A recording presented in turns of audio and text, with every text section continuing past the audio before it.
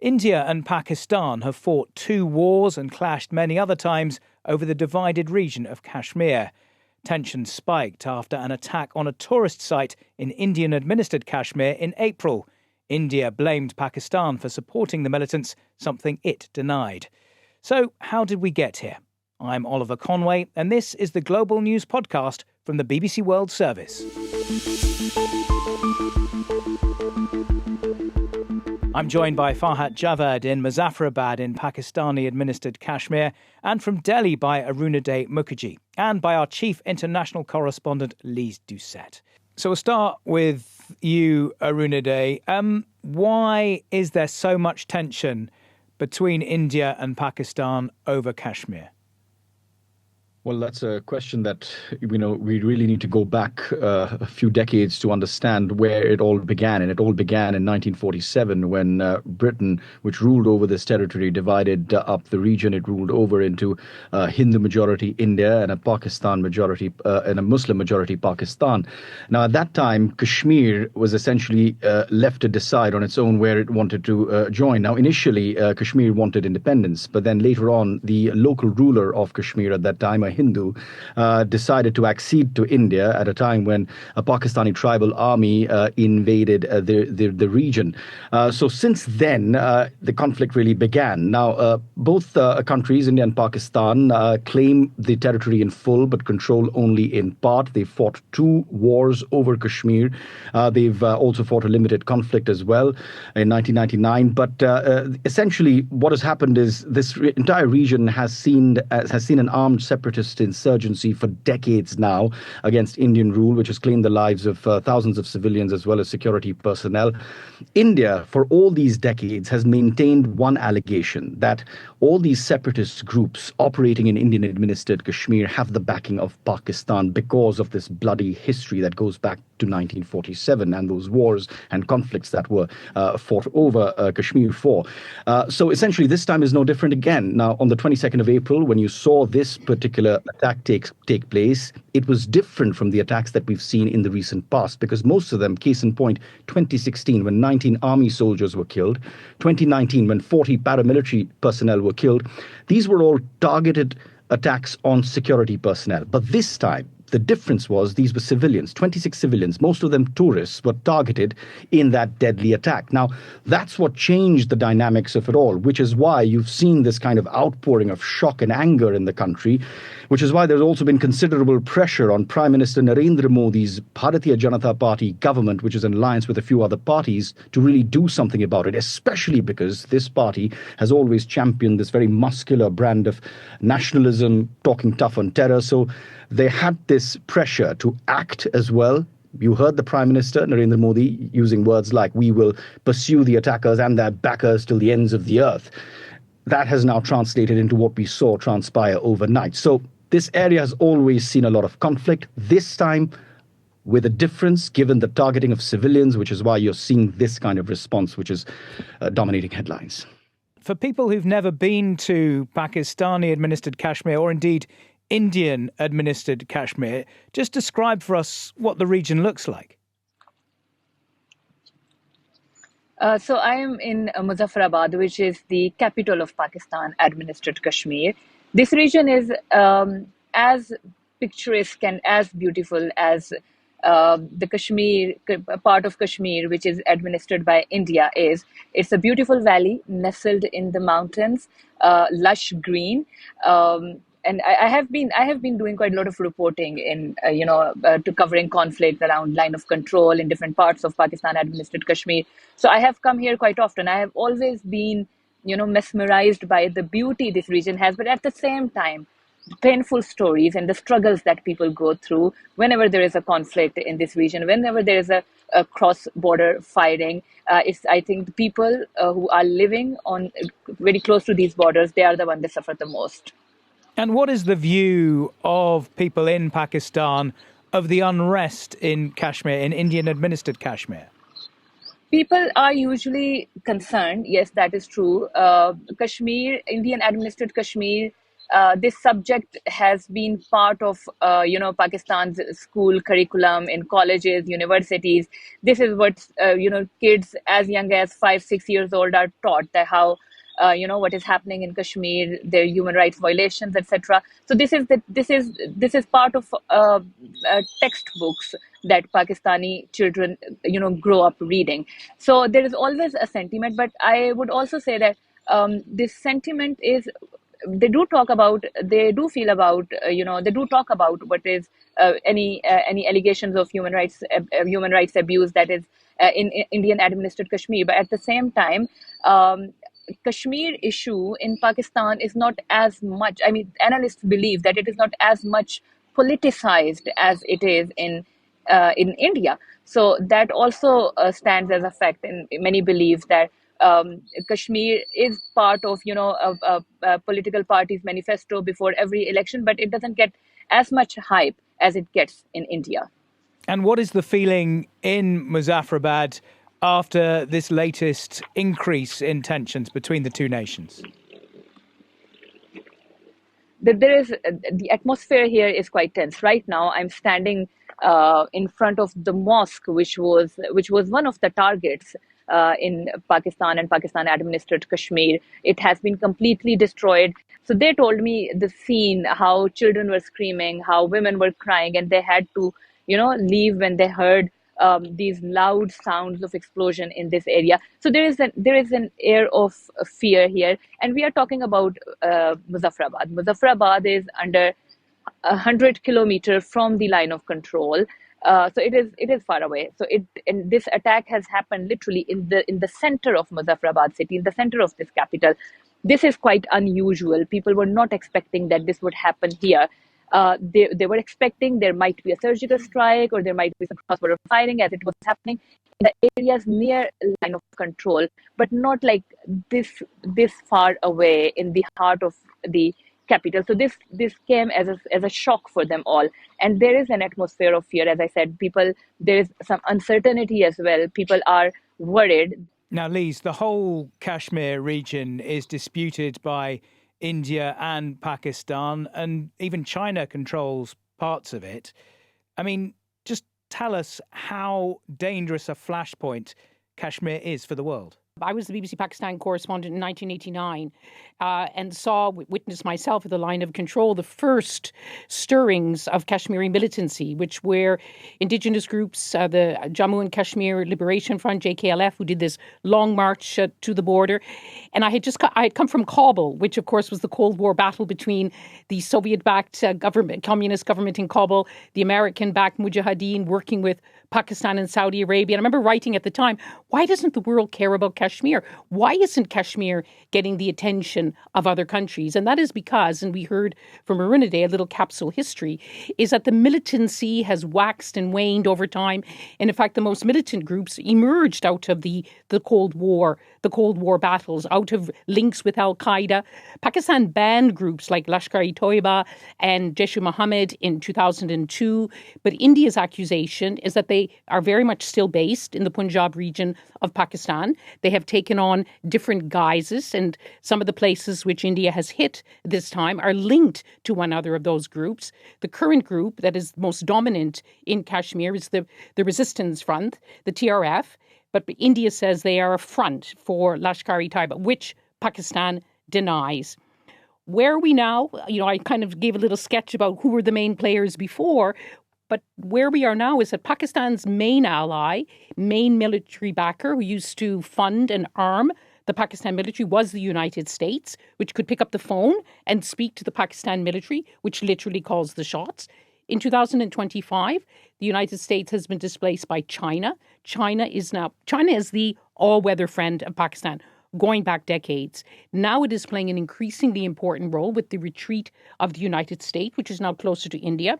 So you have one side, Pakistan, very close to China, the Pakistani military armed by China.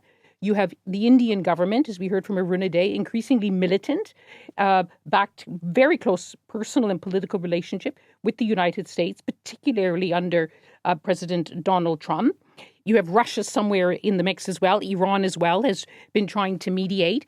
So not only do you have two nuclear superpowers, you have these other major powers who are watching on. And I think the commentary today, when many are asked this question, who can stop it, is that no one has that both the ability and the will to be able to pull these two sides back from this brink. And of course, there are huge dangers. Arunaday, just take us back to 2019 when there was a similar escalation and an Indian fighter pilot was shot down over Pakistan. Right, that was 2019, where it was one of the worst attacks that India said was targeted at its security forces. This was a paramilitary force operating in Indian-administered Kashmir. There was a convoy that was passing through the town of Pulwama in Indian-administered Kashmir, and that's when there was an attack which claimed the lives of 40 paramilitary personnel. Now, that's when we saw the Indian government respond, and their response was airstrikes deep inside Pakistani territory in a place called Balakot. Now, again, the Indian government at that time said that they were targeting militant camps as well, charges that Pakistan denied. Following that, there was sort of a dogfight between Indian aircraft and Pakistani aircraft in which one of the Indian pilots had to eject and was captured by Pakistani forces. It was heavily publicized, and he was handed over to the Indian side after negotiations. So it was an interesting turn of events because, on one side you had this sort of aggressive stance and posturing from the Indian side, and then you also had Pakistan handing over this pilot who had ejected and found himself in Pakistani territory. But what went on behind closed doors, well, that's something we don't know what negotiations took place, but the end result was that this pilot found his way home, handed over by Pakistan to India. After that, we saw a ceasefire, which has largely held over the line of control, the de facto border, barring a few incidents. But this time around, I think, the difference is the scale of the operations that India has carried out. I think there was always an assessment that there would be something that would happen, given the kind of tough talk that we heard from the Indian side. But this scale is what has surprised many, which is why this time around, the kind of tough talk, the responses that you're hearing is what is making things a little more uncertain and unsettling. India carrying out what it did, naming this operation with a very loaded term, Operation Sindoor. Sindoor essentially is vermilion that is applied by Hindu married women at the parting of their hair to basically symbolize marriage, which is sacred in the Hindu religion. Operation Sindoor was that loaded statement to send another message along with the military message that this is a response to all those widows who lost their husbands in that attack on the 22nd of April. So there is also it's interesting. Sorry, I deviate, but it's such a complex story to tell, and it's all moving very fast. But just the way in which the press conference was carried out by India, they showed a capsule of all the recent attacks in India, which have claimed civilian lives, which have claimed terror, which have claimed security forces' lives as well. It was a capsule that was shown just ahead of the press briefing. India positioning itself as a country which has always been a victim of what it said were these terror-related incidents, which have been sort of backed by Pakistan. And then India made that argument that, look, this essentially was an act of self-defense, a preemptive strike, which was calculated, which was targeted based on credible evidence. And it was something that India had to do to ensure that India doesn't remain vulnerable. So that is the argument that India will continue to give. And from its point of view, I was just looking at the Indian Army handle on X, their hashtag was justice served. So if you look at that, it seems to suggest that India, at least, is trying to communicate that it has achieved what it set out to achieve. So in a sense, now the ball is in Pakistan's court when it says that Pakistan now reserves the right to respond at a time and place of its own choosing. We're entering this dangerous phase of what could be, very risky tit-for-tat retaliatory measures. But again, very hard to say where this goes at the moment. Yeah, a dangerous phase. Of course, India and Pakistan have fought full-blown wars over Kashmir. We're not thinking that it would descend into that kind of situation, are we? The opinion, over here, it's very hard to say what's going to happen. Like I said, I think taking off from my last point there, that, India for from India's point of view, what military experts and a lot of analysts who we've been monitoring and we've been speaking to seem to suggest that, India's achieved what it had to do. So the kind of language that they use, that this was calculated, this was a measured response, this was a proportionate response. These words are important, which kind of suggest that, look, we were just looking to target certain specific camps which were a threat to India, which is what we've gone after. We've not targeted military installations. This is India's side of the story. We've not targeted civilians. India is very categorical about that, which, of course, Pakistan is denying, citing numbers of dead civilians that Pakistan has said. India, of course, denying that. A full-blown war is something that I think both countries would perhaps try to avoid. I think the rhetoric, though, that is carrying on is a lot of tough posturing, is a lot of sort of flexing of muscles. Whether it actually goes on to the next phase is something that would be very hard to assess or speculate about. So far, any kind of attack that we've seen in the past, we've seen limited military operations. 2016 with those, what India called was surgical strikes. 2019, those airstrikes. Now 2025, you have these airstrikes taking place. A full-blown war, well, is anyone's guess. But at the moment, both countries would certainly look to avoid that, and also given the kind of international pressure that might be coming in, as Lise was mentioning.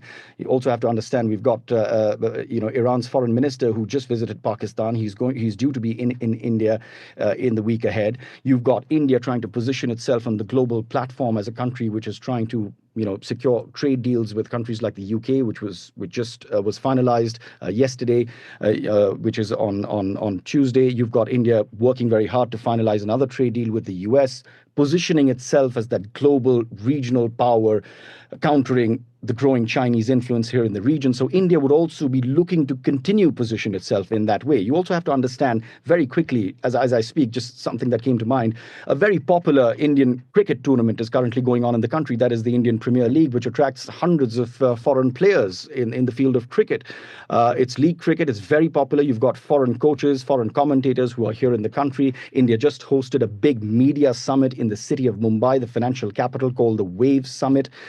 So India's trying to position itself simultaneously as that country which has arrived on the global stage. It continues to be one of the fastest growing economies. So coupled with that, the military operations that we saw today, India would also look to try and limit that to show itself, or at least project itself as a responsible power here in the region. Arunaday, thank you. Lise, in your time in Pakistan, did people you spoke to, did they feel strongly about the issue of Kashmir? I think Farhat and Arunaday would agree with me that of all of the issues which divide India and Pakistan and have divided them since partition in 1947, Kashmir is the most emotional of all. It runs very, very deep. And now these passions are running at a very high level at a time where you have 24-hour news channels in both countries, passionate commentators, many on both sides who would like to give a black eye to their neighbor. This will be the kind of pressure that will be behind the leaders of India and Pakistan when they try to make these fateful decisions. Pakistan is always looking over its shoulder at India. India is always looking over its shoulder, not necessarily at Pakistan, but it likes to say it looks over its shoulder at China, the two Asian giants, and a way of India kind of trying to diminish Pakistan is saying you're not my equal. So there has been this tit for tat. Sometimes it's just there's in war of words. There have been efforts over the years, depending who's in power, and in Pakistan it's often the case whoever's the military leader, that they can actually have the ability to reach out to India. It often depends on who's in power in India as well, whether they want to try to heal these wounds. And there was a moment where a young generation of Indians and Pakistanis, why is our past ambushing our future? Why can't we move on? Because what a great region it was. We could trade. You sometimes have cultural delegations, journalists, human rights activists, civil society goes back and forth, trying to say, listen, we have more that unites us than divides us. But moments like this remind you about how deep the animosities run, and they run through the beautiful rivers of Kashmir. May I just say, you started off about Kashmir. When I first moved to the region, I was told Kashmir is paradise, and it is paradise, but it is a paradise now which has been very bloodied. Yeah, why is it such an emotive issue? It can't just be because of its natural beauty. I think, well, it is because of the origins of it, that under the rules of partition, that roughly the Muslim majority states went to Pakistan because it was a state established for Muslims under Muhammad Ali Jinnah, the first leader, and the majority Hindu states would go to India.